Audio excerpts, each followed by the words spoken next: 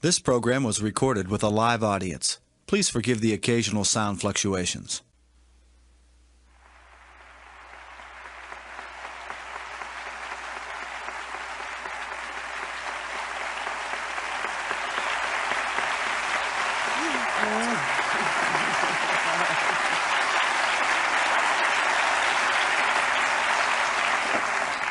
You haven't heard a word yet. Tonight, I want to talk about change and transition.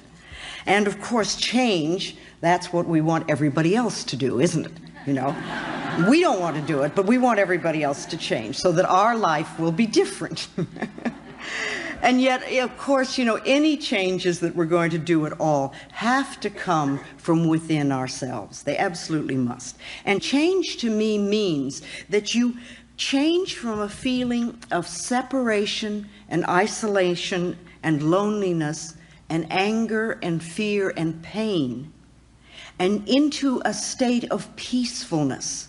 Wonderful peacefulness where you can relax and really enjoy life as it comes to you, knowing that everything will be all right. You know, I run into that premise that life is wonderful and that everything is perfect in my world, and I move into my greater good always. And that way it doesn't really matter to me which direction my life takes, because I know it's going to be wonderful, so I can enjoy all sorts of things. You know, Gerald Jampolsky says that love is letting go of fear, and there is either fear or there's love. And if you're not in a love space, if you're not coming from the loving space of the heart, then you're in fear and all those other things like isolation and separation and things like that, and loneliness and anger. They're all part of the fear syndrome. And that's really what we want to change from.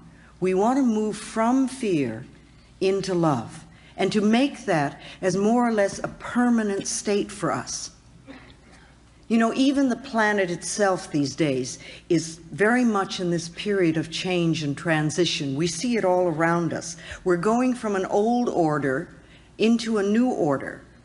And some people say it began with the Aquarian age.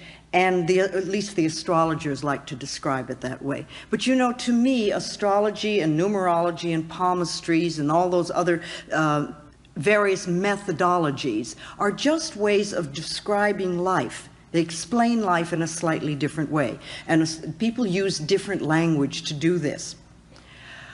But the astrologers say that we're moving out of the Piscean age and into the Aquarian age now. And you know, in the Piscean age, we reached outside of us and looked to other people to save us. We looked for other people to do it for us. But in the Aquarian age, which we're entering now, people are beginning to go within and find that they have the power to save themselves.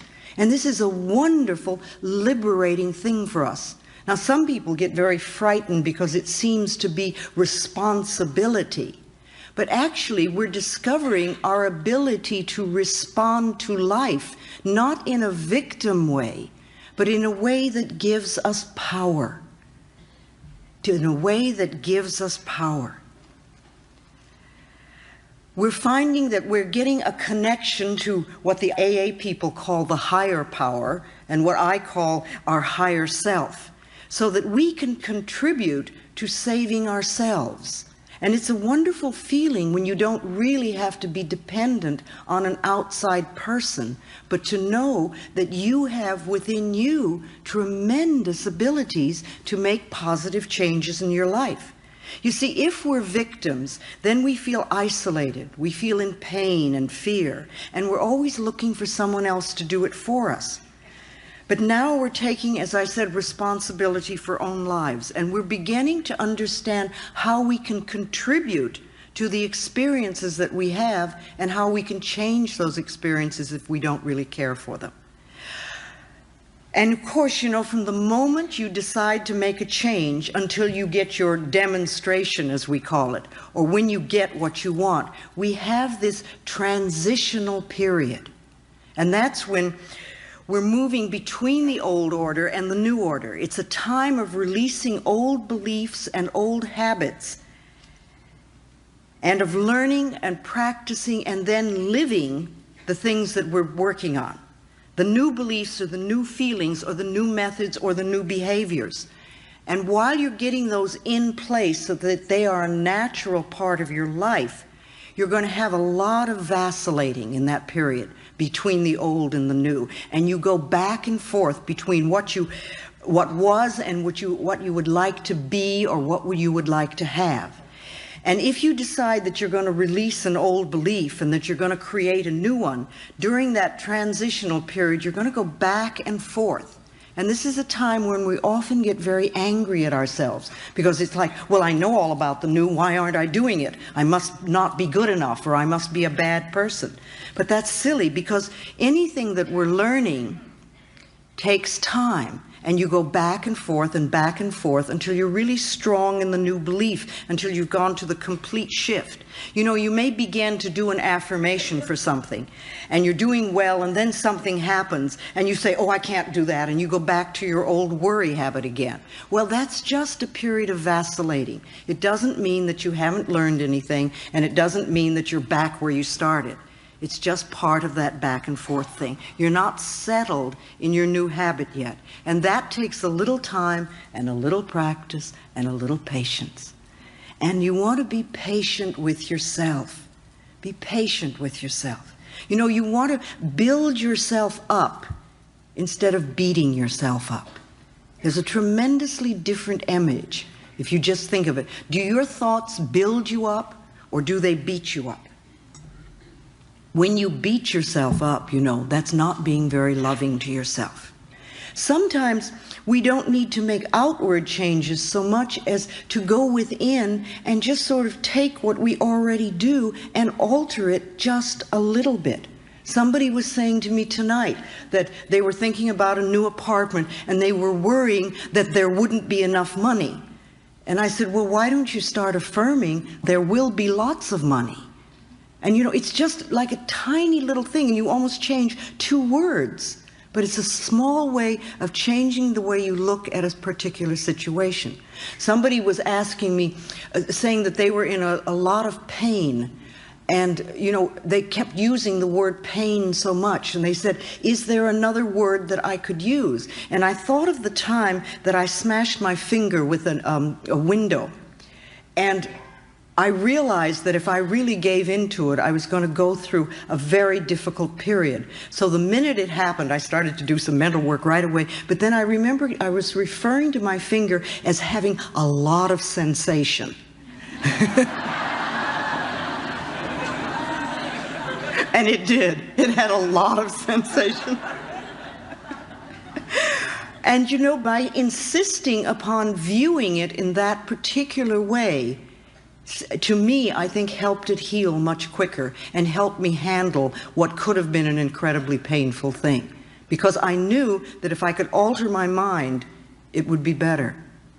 If we can just alter the way we think just a little bit. So those of us who want to change, we're moving from an old order to a new order. And lots of things are happening on this planet.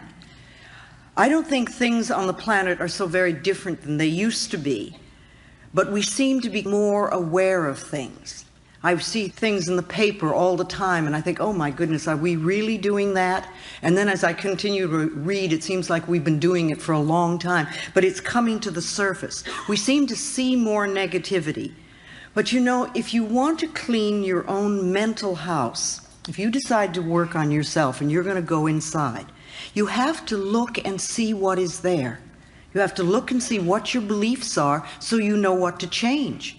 You can't clean out the negativity if you don't see it.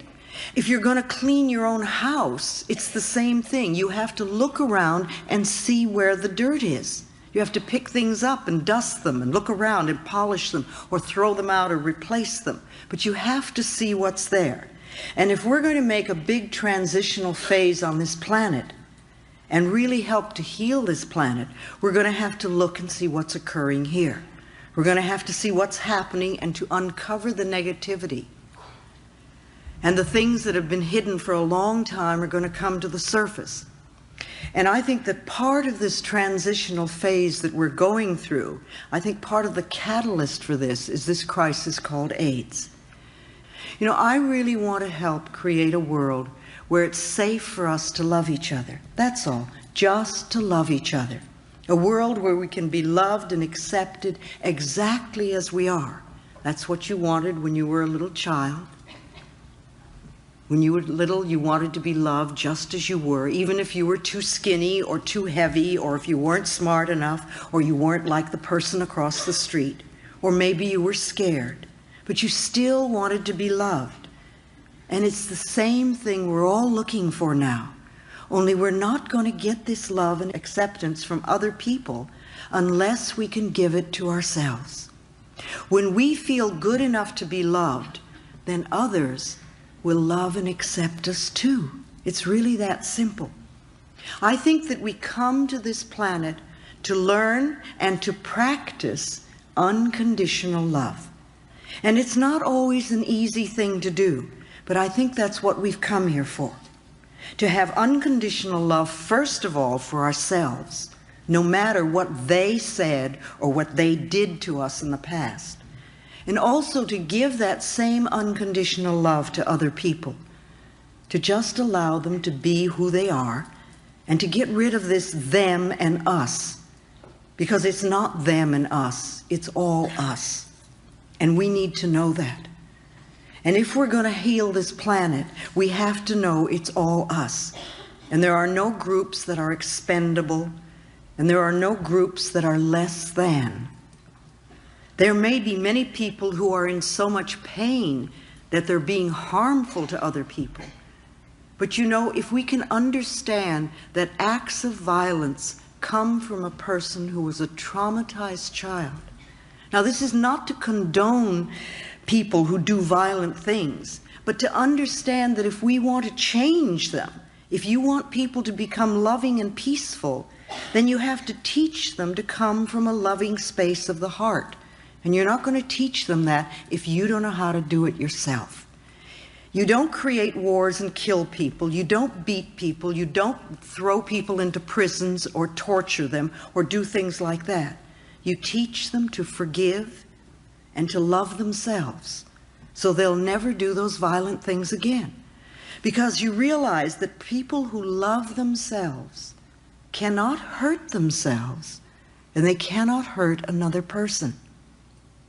And to me, that's the answer to world peace and harmony and all sorts of wonderful things.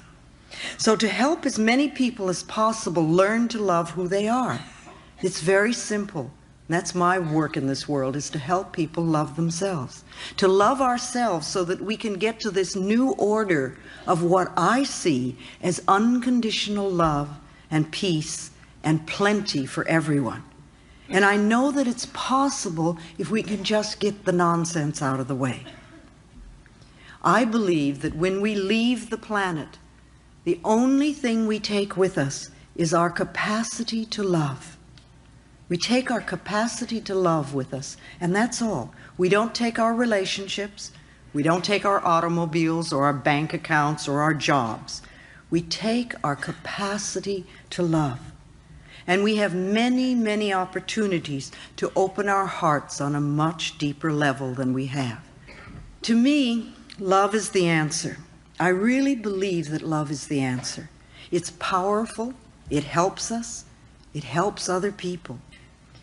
How do you give love to the world? What are you doing to create your own inner harmony? What do you do on a daily basis to make yourself feel good inside? Or do you just sit and bitch about what you don't have? Well, it's one way of handling it, but it doesn't change the situation. You know, you're not going to do it by being mad at yourself or being mad at other people. And you're not going to do it by blaming people. And you're not going to do it by being a victim. So what is it you do? How do you express unconditional love in your life? Even a little bit. Is there a small area of your life where you're willing to give unconditional love? How are you experiencing peace within you and around you? And if you're not doing it now, are you willing to begin? Are you willing to start creating inner harmony and peace? Another question to ask yourself is, do you really want to change? Do you want to change? Or do you want to just sit there and complain about what you don't have? Or do you want to be a person who really has and creates a much more wonderful life than you have now? And if you're willing to change, you can. If you're willing to do the work involved, which means changing the way you're thinking, then you can change your life for the better. People come up to me a lot and say, "Oh, Louise, you've changed my life." Well, I don't change anybody's life. I don't do that. I'm not a healer. I don't heal anybody. I don't change anybody. I don't have that kind of power. Only you can change yourself. And only you can clean out the pain within you. I can't do that for you. I can stand up here all evening and say wonderful things and give lots of good advice, but you're the only thinker in your mind. And you're going to make the decision of what you want to do with the information that you're being given. I have no power over you. You have the power, and you need to know that. We think so often that we are helpless, but we're not helpless because we have our minds. We have our minds. And you shape and mold your life from moment to moment by your thoughts and your beliefs and your attitudes. And you also want to know that you really are important to this world. You might say, "Well, I really don't do anything." But you are. Just the fact that you're alive is important. And your life has meaning. It really does. And you can contribute to the peace and the harmony of this planet just by using your mind. Now, some people get involved politically, and some people march, and some people do Peace Corps, and some people help feed the homeless and do all sorts of things, and that's fine. But you can also contribute to the peace and harmony of the planet just as much by how you use your mind. And remember, every time you think, every time you're thinking, you're connecting with like-minded people. Think of that for a minute. I heard a quote not long ago that I really like. Robert Schuller, who's with the UN, said that the human species needs to know that we deserve to have peace. We have to accept it mentally. See, a lot of people believe that war is inevitable and that war is forever and that we're always going to have war. And I think those people are contributing to it by their thinking, contributing to the continuance of wars. But if we know that we deserve to have peace and that it is possible, it can become true for us. And as we begin by creating peace within us, and then within our small circle of family or friends, and at our workplaces, and then we let this peacefulness ripple out, we will find more and more peace on the planet. So remember that practicing inner peace will help us to connect with like-minded, peaceful people all over the world. Spirituality connects us all over this planet on a soul level. And the sense of cosmic spirituality that we're experiencing now is just wonderful. When I talk about spirituality, I don't always mean religion. You know, religions have a tendency to separate us. And religions often tell us who to love and how to love them and who's lovable and who isn't. To me, we're all lovable. I really believe that we are all worthy of love. For love, to me, is the only thing that's going to bring about lasting, positive changes to our planet. Our spirituality is a direct connection with the ultimate higher source, and we don't need a middleman for that. Begin to see our spirituality connecting us all over the planet on a very deep soul level. So what sort of like-minded people do you want to connect with? Every time you get into judgment and criticism, you're connecting with like-minded people out there who are judgmental and critical. And this will come back to you. Remember, what we give out always comes back. And every time you meditate, you're connecting with like-minded people out there who are meditating. And meditating to me really means just closing your eyes and going within and being quiet long enough to hear your own inner wisdom. You really have the answers within you. You have all the answers within you. And you need to quiet down long enough to hear them. And that to me is the purpose of meditation. It's a connection with yourself, with your higher self. So every time you do that, you're also connecting with other people who are also doing that. And every time you do a visualization for healing your body or for healing the planet, you're also connecting with like-minded people who are doing the same thing. And several times during the day, you might stop and ask yourself, what sort of people am I connecting with now? Just sort of catch your thoughts where you are. And are you sort of going, oh, grumble, grumble, grumble, it's all your fault? Or are you thinking thoughts to create inner harmony and inner peace? Because if you create inner harmony, you're going to have outer harmony too. Remember, if we want to heal the world, we really have to start with healing ourselves. Because the center of your world is where you are. You are the center of your world, and so are you, and so are you. Each one of us, we are all the center of our own world. So the world goes out from us like ripples in a pond. And when we create harmony inside, when we're peaceful within, then that goes out into the world. That harmony and that peacefulness radiates out, touching people and places and things. You know how it is, somebody can walk into a room and they don't have to say a word, and you can be attracted to them or you can be repelled by them. We react to what they're giving out. Somehow we feel those vibrations. We pick up what people have going on inside of them. So let's make sure that we are radiating harmony and love. I believe that in order to change the planet and to change other people in our lives, we need to first change ourselves. We need to love ourselves. We need to be willing to contribute to our own inner peace and inner harmony. And we also need to be honest with ourselves. You know, we're so good at hiding from ourselves. But if we're going to make changes, we need to have self-honesty. And that doesn't mean putting ourselves down, but it does mean being willing to see what is within us that needs changing. It's very self-destructive when we lie to ourselves. It's not loving ourselves, and it's not being nourishing at all. We need to be honest with ourselves, and we also need to be honest with other people. And we need to learn how to say no in a loving way. And not always yes, and then do things that we don't want to do and then resent it because we weren't honest enough to say no. And I don't think it's so easy to be honest with other people until we can become more honest with ourselves. And the main value of being honest is that whatever we give out in life, we always get back. And this works on all levels. If we belittle or judge others, then we too are going to be judged. If we're always angry and blaming others, then we encounter anger wherever we go.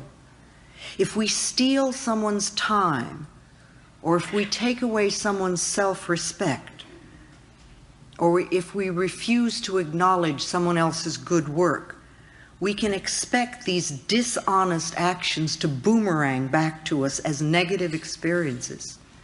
On the other hand, every time we treat ourselves with respect, every time we nourish and support ourselves and others, this also comes back to us as positive experiences. No matter how we may try to justify it, dishonest actions never work. They never work. And the more you get on the spiritual pathway, the quicker it comes back to you.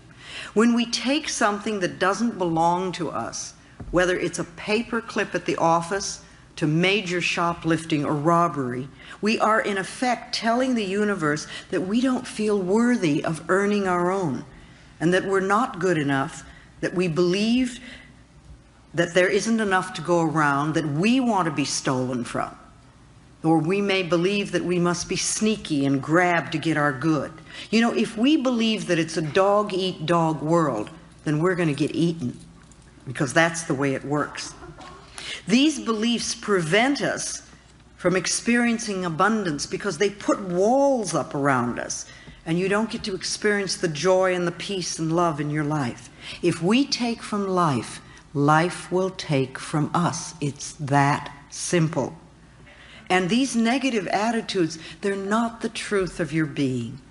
You are a divine, magnificent expression of life, and you deserve the very best. You have to know and accept this. Our planet is abundantly plentiful, and our good always comes to us by the right use of consciousness. What we believe about ourselves and about our lives will become true for us. If we want to change our circumstances, we must change our belief systems. Ask yourself periodically, what do I really believe about this? And think about it. And what do I feel? And do I really want to do what they're asking me? And why am I doing this? Start examining your thoughts and what's going on inside of you. Be honest with yourself and find out what you're really thinking and believing. Don't just be on automatic pilot all the time, and say, oh, well, this is the way I am, or this is what I do. Why do you do it? And if it isn't a positive, nourishing experience in your life, see if you can figure out where it came from. Where did you first do it? Was that something you were taught as a child? Maybe it's time to let that one go. You don't need that anymore. If you have oh, this is just the way it is, well, then with that attitude, you can't change. It's not possible. And also, if you know everything, if you're a person who knows it all, who knows everything, you can't change because you can't let a new idea get in. We want to be willing to learn and to grow. And what we're always working for is more understanding and awareness and knowledge so that we can do and experience things differently. That's all. You don't want to berate yourself for what you used to do, or where you are, or what you don't know or you don't have. Just learn more. Study, go to classes, read books, listen to tapes, talk to other people. There's so much stuff that we can learn now. It's just wonderful. Learn about yourself. Learn about your beliefs. Learn about the way your particular mind works. And is it working in a way that really enhances your life? Explore a lot of new avenues so that you can begin to understand more. Allow new ideas in and expand your consciousness. We hear so much these days about addictions, and we think there are many, many kinds of addictions besides just the chemical ones. When we say addiction, we immediately think, oh, the chemical thing. But there's also pattern addictions, and every one of us has some sort of addiction, because they're really patterns that we adopt to keep ourselves from being in present time. We don't want to deal with what's in front of us, so we have some way of getting away. We don't allow ourselves to be where we are and to know what's really going on in our own lives. So we each have an addiction. I don't know what yours are. We all have something. Whatever it is that we do. For some people, it's a food addiction. For some people, it's a chemical addiction. And for other people, it could be an emotional addiction. Remember, you can even be addicted to finding fault in people. A lot of people like that one. You can be addicted to fear. If you're somebody who's addicted to finding fault in people, then no matter what's going on, you find somebody else to blame. It's their fault. They did it. Or maybe you're addicted to running up bills. There are so many people that are so addicted to debt. And they do everything they can to be over their heads in debt constantly. And it doesn't seem to have a lot to do with whether they have any money or not, the amount of money. And so being in debt, if you think of it, is an addiction. It's a pattern addiction that we do. You can be addicted to rejection, to having people reject you. And if that's one of your addictions, then everywhere you go, you're going to attract people who reject you. You know, who's watching me? Who's going to reject me? Who's not going to accept me? However, the rejection out there is always a mirror, a reflection of the rejection that we have within us. If you don't reject yourself, nobody else is going to reject you. Or if they do, it certainly isn't going to matter. You won't pay any attention to it. If you get upset because other people are rejecting you, you have to know that's because you're rejecting yourself. And so ask yourself honestly, how do I reject myself? Where am I not accepting? So you might think about addictions and what addiction do you have, and could you change your addiction, your negative addiction, into a positive one? If you're going to be addicted to something, why don't you be addicted to loving yourself? Or addicted to doing positive affirmations, or addicted to something that really supports you and loves you. We also talk a lot about stress these days. It's such a key word. Everybody is stressed out, or it's so much. It's a catchword, and we use it so much these days, and I think it's really become a cop-out word too. Oh, I'm so stressed out, or this is so stressful. It's always stress, you know. But think about what stress really means. You know, stress to me equals fear. So next time you're thinking about how stressed you are, ask yourself what you're frightened about. Ask yourself how you're overloading yourself. How are you burdening yourself? What are you doing to yourself that's creating this fear within you so that you don't have inner harmony and peace? Don't just use it as a word to be a cop-out. Stress is not inner harmony. Inner harmony is being at peace with yourself. And when you're at peace with yourself, you do things one thing at a time, and you don't let things get to you. You can't have stress and inner harmony at the same time. They don't equate. So I see stress as fear. And ask yourself then, if you're feeling stressed, how can I release this fear? How can I be at peace with myself? What can I do? Nothing has any power over you. And don't give a little word like stress a lot of power. You are the power. You are powerful. You're the one that can make the changes. So to me, love is the answer.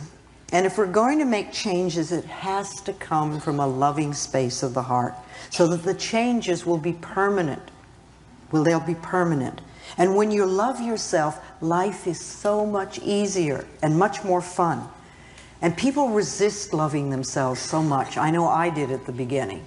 But really, when you do, it's just so much more fun. It really is. You enjoy life. You wake up in the morning and you're glad to find yourself there. Start connecting with yourself. Support yourself. Really do wonderful things for yourself. And then you can easily and effortlessly give to the world. It won't be a struggle at all.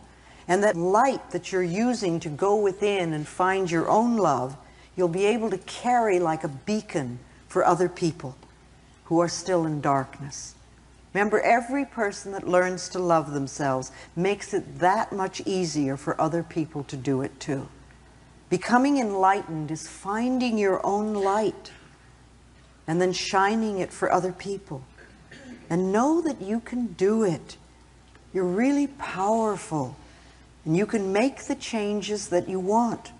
Just take the first steps and keep going. Little step after step after step. You know, don't insist that you do it all in one leap. Take the steps. Remember, impatience is a resistance to learning. That's all it is. It's like you want the answer without learning the lesson or doing the steps.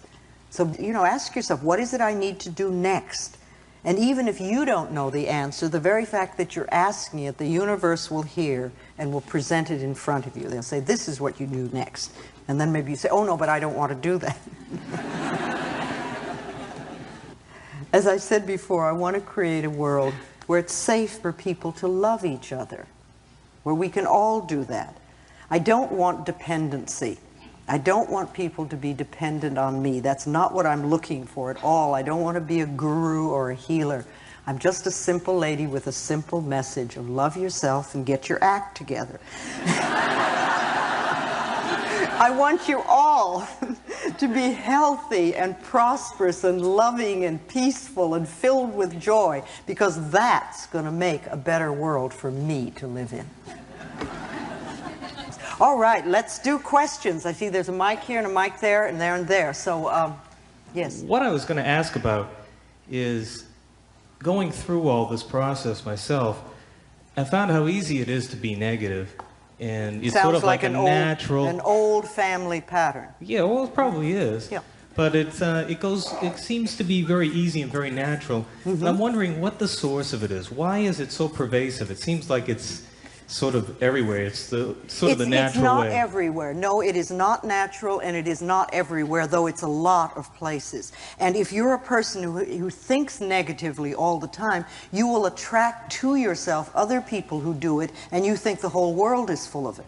However, as you do make the changes, then again, you connect with other like-minded people, and you'll find that probably your circle of friends will change. Either they will change themselves, or you'll have different people.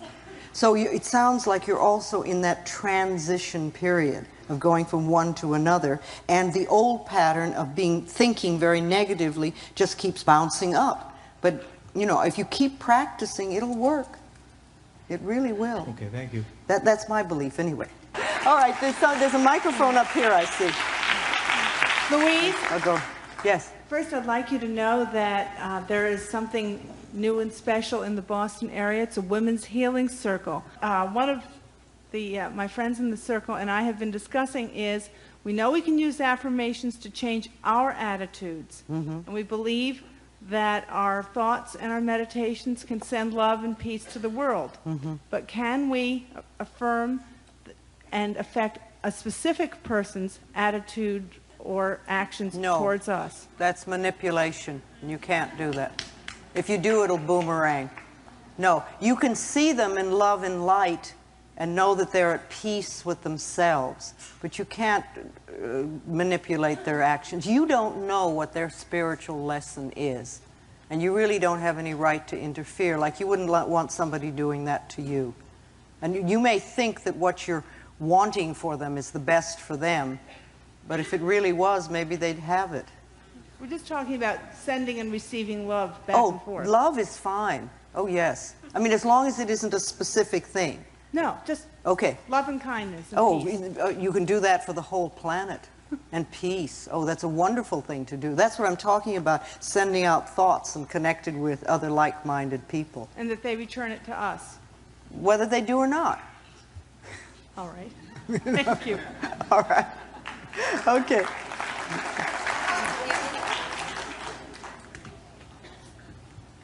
How do you deal with people in, say, a work environment that are constantly negative, and you're being positive, but that negativity is around you? Well, one, it's interesting that you're in a work environment where everybody's negative and you're positive, you know, and I'm wondering why that is. Why don't you start knowing for yourself that you always work in an area where it is peaceful and joyful, where people really appreciate you and appreciate life. And don't say that so-and-so has to be that way, but start knowing for yourself that this is where you work. These are the kind of people that you are surrounded with. Because by doing that, you can either help them change some of their stuff because they'll be responding differently, or you may find yourself in another place where people are like that. You know? And when you think of them, don't think about how negative they are. You know, everybody has every quality in them. And respond to the joyfulness or the peacefulness or the respect or whatever that's in them. And start knowing that they have those qualities and they can come to the surface. Even though they're constantly saying negative things? Well, I wouldn't pay attention to that, because we want to get your consciousness to change. But if your own consciousness changes, there are enough people around that are negative. How do you get... When your consciousness really changes, they won't do it, or you won't be there. So they're still reflecting something within you. What do I need to work on myself? What is the main thing that you complain about them? But if they're also negative to other people, not to me per se, but negative, always negative to other people. Okay. Why in are the you there? particular Why are organization. you there? I like it there. Oh, you like it there?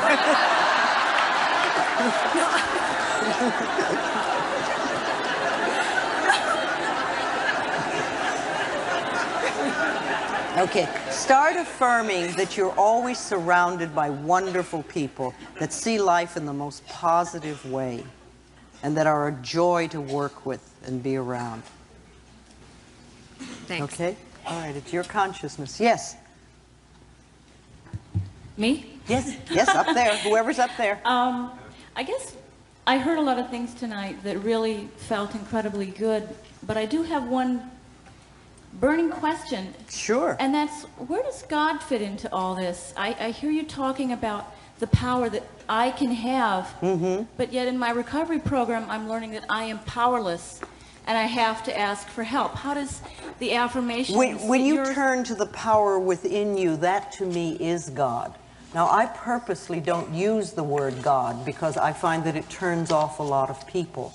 But to me, all the words that I use are really speaking of God because God is all that is, you know. That part of it that's us. And I don't see any separation at all. I think that you are being powerful when you choose your higher power, when you turn to your higher power. Now, you may be, according to the group that you're in, powerless over a certain situation, but not when you turn to your higher power. You know, it's your connection. The more you turn to your higher power, the more powerful you become. And I think it's just a little bit of semantics there, but I don't think there's any difference in the meaning. Thanks. Okay? All right. Yes? Speak to me. My name is Peter. Oh, hello, Peter. I've never spoken in front of a room this big before. Well, you have now, honey.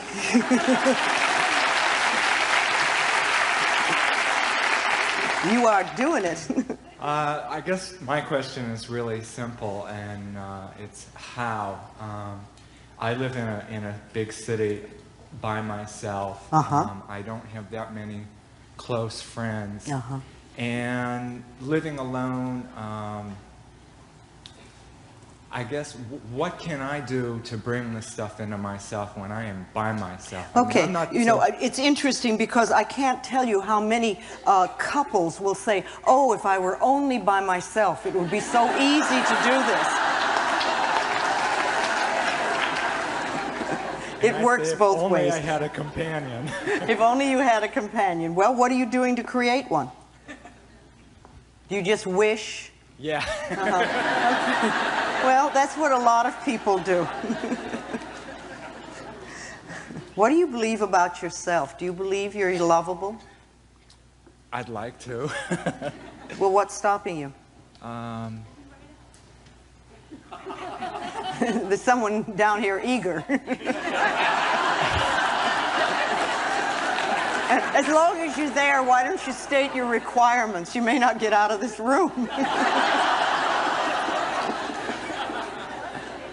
I'll tell you one of the things I'm doing. I'm here tonight. Yes, that's wonderful. Okay, great. All right. Thank you. Okay. I'm not making fun of you because many of us are in the same place. You know, it's one of the reasons that I think the support groups are so wonderful. Get with other people who are also studying, and it helps. It's wonderful if you can have like-minded people that are doing it together. And if you can get a friend who's doing it also, that's just wonderful. But first of all, observe your thoughts. Notice what you're thinking. And if, like this gentleman here, he says, I see negative thoughts all the time, well, that's not a bad thing. It means you're noticing them. You're seeing what can be changed. Start noticing what you're thinking. And maybe write down some of your thoughts every so often and say, are these beliefs going to create the things I want in life? And if not, what could I do? What could I start thinking? There are lots of books and tapes out. Not only mine, but many people have wonderful books and tapes out that you can get ideas, and you just begin where you are.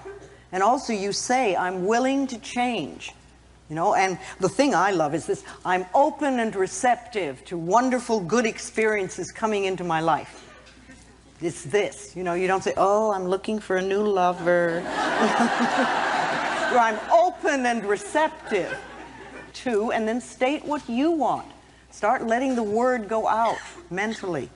But I think it's wonderful. You're here and you're ready for the next step. You'll do it. Okay, all right, the lady here. Your turn. I'm doing this one. I was wondering, when you're in the healing process and you're making a lot of changes, how do you express anger without feeling guilty? Okay, she says when you're in the healing process and you're experiencing a lot of changes, how do you express anger as positively as you can? No, the thing is that a lot of people get on the spiritual pathway and they think, oh, I must not be angry, I must only forgive, you know? And that's wonderful when you get to that point. But in the transition period, there's a lot of rage inside. And it's good if you let it out. And you can do that in positive ways. You can kick pillows, you can scream in the car, you can take a tennis racket and smash the bed or something like that. But let yourself have a physical expression. If you can be with a therapist who's good at working at releasing anger, that's wonderful. If you can be in a support group where they work on those things, that's great too. There are many ways that you can do it. But you don't want to deny your feelings. Remember, anger is not bad. Babies get angry. Babies get livid, and you know it. But they express it immediately, and then it's gone. It's all gone. We swallow it and smile. And smile, and we do that over and over again, and it lodges in our bodies and it becomes resentment, and that's when we get into trouble. So if you're in the process of making changes and you're having feelings come up, whatever they are, flow with them. And if they're too intense for you to handle, get yourself to a therapist or a support group so you can do it in a safe setting. But don't deny your feelings ever, and don't try to be, to not have them, because you are having them. That's why they were given to you, to get you through situations. Okay, thank you very much. Okay, there. Yes? I'm a nurse, and I deal with a lot of people that are suffering and in pain and dying. Yes, yes. And I find that it's hard for me to separate when I go home. I take that home with me. But I'm finding that I can't separate sometimes, especially in dealing with AIDS patients. I find that the grief is so overwhelming sometimes. Yes. And I'm wondering so if what you do you haven't- do then? What do you do when it's so overwhelming? Well, I don't know yet. I'm working Do you on let that. yourself have hysterics? No. Well, I think you'd better. You can't hold that stuff. The AIDS is bringing up so many issues for people that they don't know how to deal with. And when we see a lot of suffering, it really hurts. And you can't just pretend it doesn't exist. You have to give your feelings an outlet. And if you're really feeling a lot of intense feelings, let yourself have them. Let yourself cry. Let yourself do something. Let yourself look in the mirror and scream it isn't fair, or whatever you're feeling inside. Let it out, because you're only going to create problems for your own body. One of the things with AIDS is that the grieving process takes a full year to begin to get over when someone dies. You have to go through all the seasons, and after that you begin to let go. But what happens if somebody's dying every 6 months, or every 3 months, or every month, or every week? How do you handle the grieving process? Because you don't really get to get into it, and you never get out of it. And many people are dealing with these issues, and it's almost like being a war. People just don't know how to handle it. And those people that are working with AIDS are dealing, I keep thinking of it, it's like sailing on uncharted waters with no map and doing the best you can. And there's a lot of intense feelings that are there. And you have to take care of yourself the best you can. And I know it's not easy. Yes? I've been recovering from an illness for about a year in surgery, and using your positive affirmations, and really have had a very, very positive year. Good. But medically, you have to have lab work done about every 3 months, and it keeps coming back saying, contrary to what I am saying, my positive affirmations, and I really get confused with what to do with that. Well, are you working with your doctor? Yes. Yes. All right. But I'm working, he's doing the medical stuff. Yes, and you're doing the other stuff. I'm doing the healing stuff. All right, well, is he doing something positive for you too? He's a real positive person, and he's very positive about feeling that I'm going to have full recovery. The lab work just isn't cooperating. Well, don't give too much importance to lab work. You know, a lot of people are doing that, especially people with T cells. They go up and down, and the numbers decide whether you're going to be happy or not. You know, how do you feel? I've had an excellent year. All right, you've had an excellent year. Yes. All right, and you're working well with your doctor, and you're working on yourself, and that's their game. You know, let them, I wouldn't even look at them. You know, let your doctor have that. He needs that information. Let him have that. And you just keep knowing for yourself. You do everything you can for your own health and to improve the quality of your life. And don't let those numbers tell you that you're sick if you're feeling well. Go on what you're feeling. Thank you. Okay, dear. Yes. Yeah, I have a body question. Sure. I need your advice, or what techniques can you tell me about that would help me to accept part of my body that I cannot change. It's a birth defect. It's specifically, it's my two legs are different sizes, and one leg is considerably, well, I feel that it's considerably larger, and than the other one, and I have a difficult time accepting this. It's not an everyday disease or whatever, so there are no affirmations. I don't know what affirmation I could say to myself or what techniques I could do. I appreciate the miracle of my body. Okay. According to Vogue magazine, let's say, it may not be, you know, the perfect thing, but that is really nonsense. You know, no baby has ever measured its hips to find its self-worth.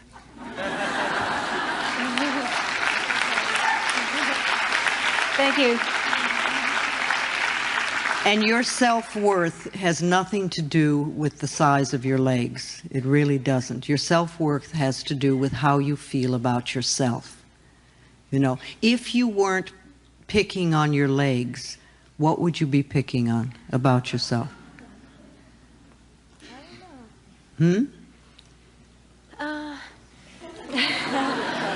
Well, I'm too busy picking on my leg. I can't think of something. Well, you know, it's sort of a limited way of thinking, and it's a waste of time because you really have a lot to do in this world. You know, I don't know why this particular condition is part of you. It is, and that's just what it is. And you can make a big deal out of it, or you can get on with your life and just enjoy and love who you are. And, you know, that to me, remember, your self-worth has nothing to do with that. And it has nothing to do with your lovability. You are lovable. Thank you very much. All right, sweetie. Yes. You've said, among other people, that we choose our parents. You also said there are some people who have AIDS whose parents reject them. Did they choose those parents? Oh, I think so. Not only do I think that they chose the parents, but I think the parents chose them. I think it works both ways. You know, it's part of the lessons that we've come here to learn. And sometimes we need to have a lesson of opening a heart that is very closed, you know, and we give ourselves like a little obstacle or something. But I think everything is in perfect order. I think the parents that you have are absolutely perfect for you. That's why you're here. You know, if you had really made a mistake by choosing those parents, you would have gotten out very, very early. But if you're here now, they were the perfect ones, and the stuff you need to work out with them is the stuff you need to work out with them. That's part of what it is this time around. Yes? I may need to have some work to do with this. Yes. No, you don't, you know, you don't have to believe everything I say. And if you're sort of new to these ideas, it really pushes a button when you say, you know, you chose your parents. I mean, I know the first time I heard that, I went, well, you've got to be kidding. You know? Thank you for saying that. Yes. Thank you. But the more that you really start examining it, the more it makes sense to me. It really does. So whatever I'm saying tonight, you know, if you walk out of here with one sentence that can help you improve the quality of your life, that's wonderful. You don't have to get it all. Just get what you can and work with it. I support your growth and I love you all. Bless you.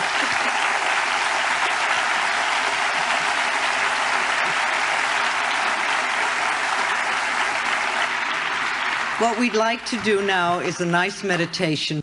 Let's turn the lights down if we could. If you'd like, close your eyes.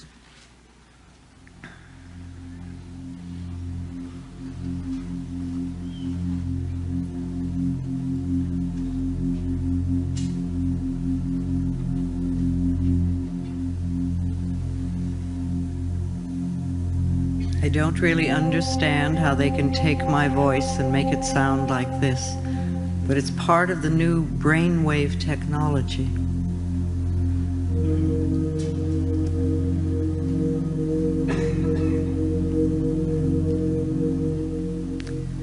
All right, we've talked of many things tonight.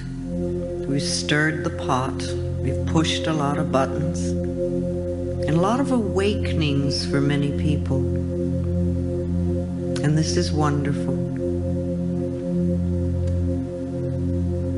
Each one of us here tonight, myself included, has learned something that will help us improve the quality of our lives.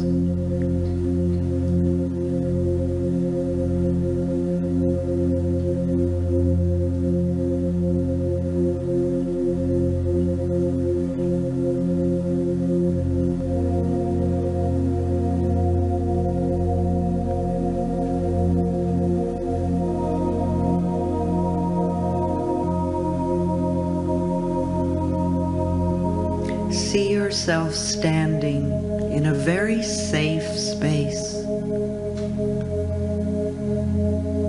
releasing burdens and pains and fears.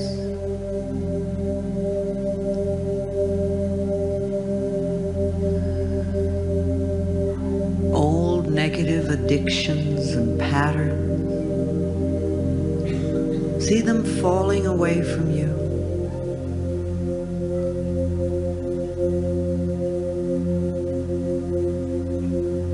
And then see yourself standing there with your arms wide open, saying, I am open and receptive to.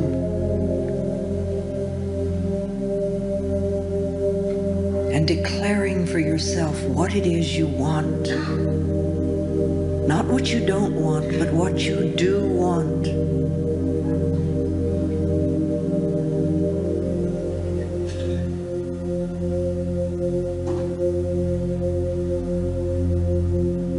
And know that it is possible.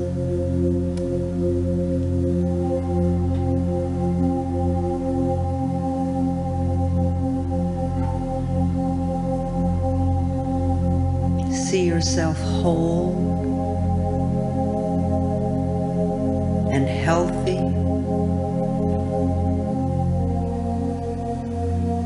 at peace,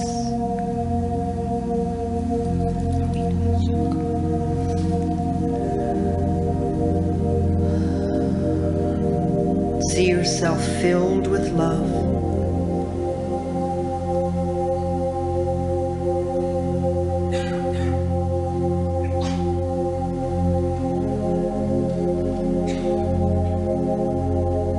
and in this room, feel your connection with the other people and feel the love that is in this room and know that you're part of it. And the love in this room can move from heart to heart. And as your love goes around this room, it comes back to you multiplied. For this room tonight has become an incredible circle of love.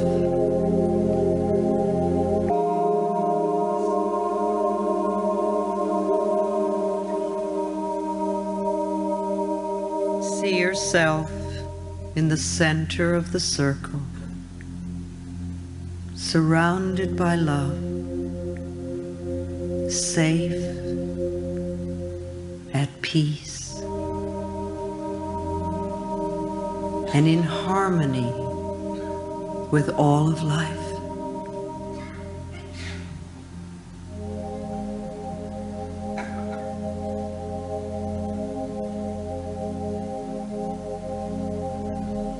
You have the ability